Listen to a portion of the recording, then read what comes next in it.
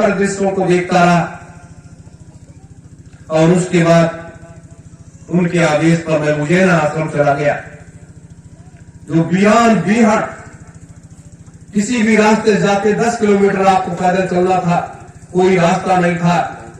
एक तरफ नदी का परिक्षेत्र था, एक तरफ ऊबड़ खाबड़ रास्ते थे और वहां पहुंचना बहुत कठिन काम था।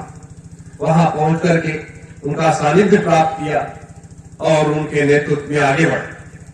मेरे धर्म प्रेमी गुरु भाई बहनों, ये एक सृष्टि का विधान है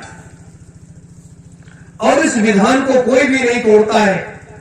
सब एक दूसरे के पूरक होते हैं, सब एक दूसरे के जाकर के श्री चरणों में लेट जाते हैं और उस कर्तव्य पथ पर आगे बढ़ चलते हैं।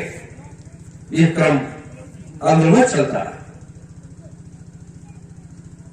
तो आज ये जो कुछ हो रहा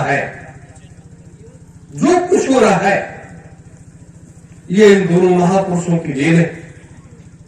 और दोनों महापुरुषों का मुझे तो सबसे बड़ी खुशी होती है जब मैं याद करता हूं कि अपने दोनों महापुरुषों का आदेश और आशीर्वाद लेकर के इस कदम को कम से कम हम लोग इस योग्य, अपने गुरु ने, अपने पिता ने हमें आप सबको इस योग्य तो समझा कि ये मेरे बच्चे बच्चियां इस कार्य को ये कर सकते हैं, आगे बढ़ा सकते हैं।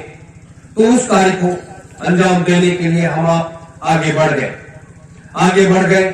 बहुत बड़े पैमाने पर राजनीतिक अभियान को भी चलाया है, देखा है और ऐसे चीजें हुई हैं।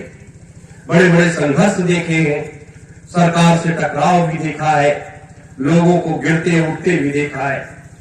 मेरे धर्म प्रेमी गुरु भाई बहनों, इसलिए इस मृतलोक में वो शाश्वत, उस शक्ति की तरफ हम आप बढ़ रहे हैं जो सबसे बड़ा कार्य है युग परिवर्तन का कार्य है।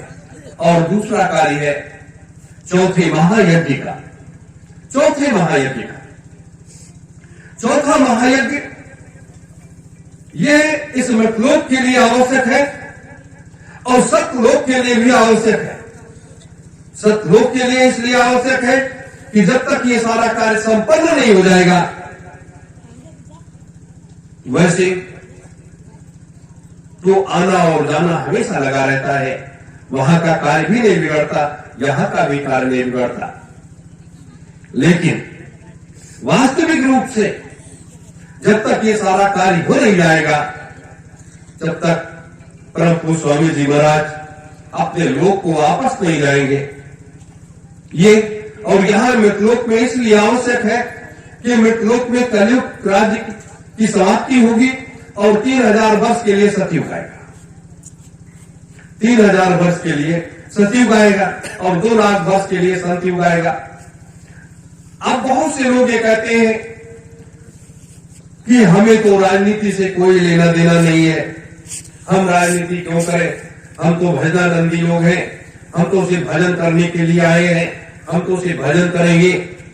भजन इस कलिकाल में, और भजन इस कलिकाल में भजन सारी चीजों से रहित हो जाओ।